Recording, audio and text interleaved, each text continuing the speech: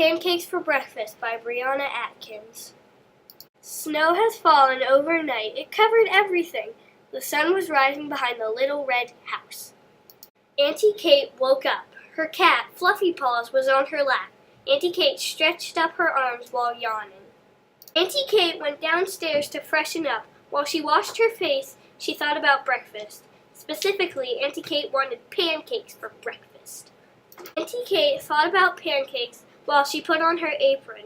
She thought about pancakes when she went to the bookshelf to get her great-granny's cookbook. Auntie Kate laid the book on the counter. She flipped through till she found the pancake recipe. Auntie Kate read it carefully. Then she went to gather ingredients. Auntie Kate got all her ingredients. She got flour, sugar, and a bowl. Auntie Kate put the sugar in the bowl. When Auntie Kate went to get eggs, she found something dreadful. She had no eggs! Auntie Kate went to the chicken coop behind her little red house. Her dog, Apricot, walked ungraciously beside her.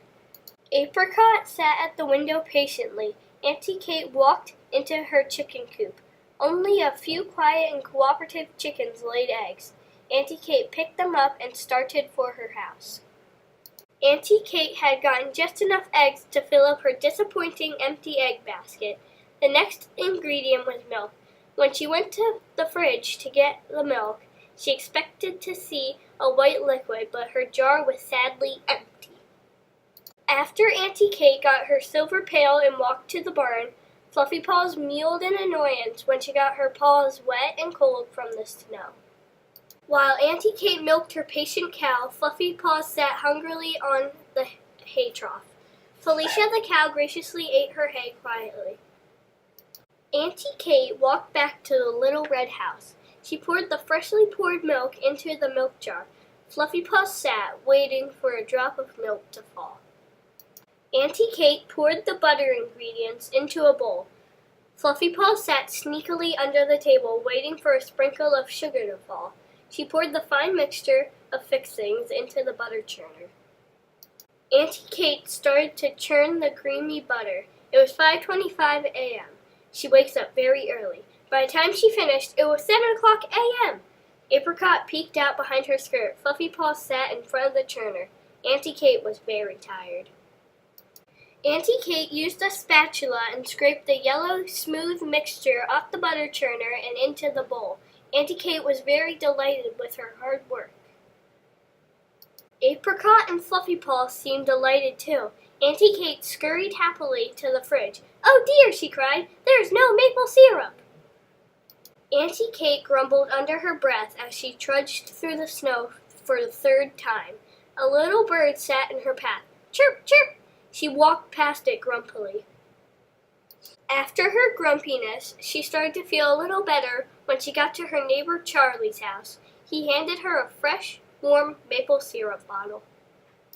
As she walked home, she thought about how close she was to having nice, toasty pancakes. She was very cold, but with the warm bottle in her hands, she started to feel warm inside. When she got near her house, she started to feel young. She jumped in the air with happiness. Auntie Kate raced inside. For a second, she froze to the spot. The maple syrup bottle dropped out of her hands. Auntie Kate screamed. Eggshells were all over the floor. The flour bag was hanging off the table. The milk was spilled all over her brand new, very expensive table. The butter bowl was upside down on the floor. The sugar was spilled all over. Auntie Kate took off her coat unhappily. She felt as though her delicious pancakes had just flown off her plate.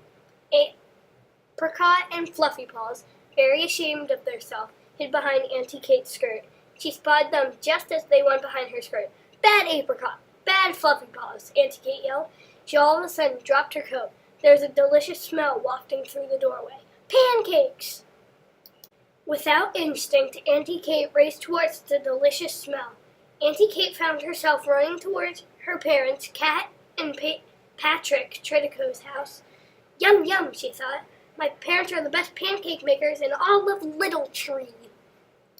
Ding dong! Auntie Kate rang her parents' doorbell. Her father answered the door. "Hello, Father," she cried. Auntie Kate sat down in front of a large stack of pancakes. Patrick tried to stop her, and so did Kat, but Auntie Kate hungrily gobbled up the pancakes. After her stomach was full, Auntie Kate slowly walked home. She sat down in her chair and fell asleep with Fluffy Paws and Apricot. Auntie Kate felt happy, very happy. I hope you enjoyed my story. The end.